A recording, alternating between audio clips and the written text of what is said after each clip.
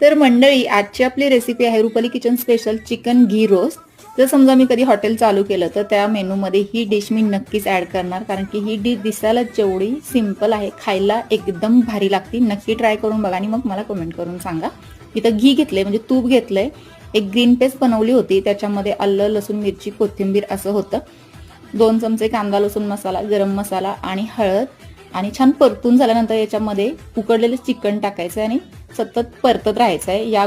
या डिशची महत्त्वाची गोष्ट म्हणजे काय, तर मीडियम गॅसवर छान परतून घ्यायचं, म्हणजे छान गोल्डन ब्राऊन झालं पाहिजे, त्याच्यामुळे प्रॉपर टेस्ट येते.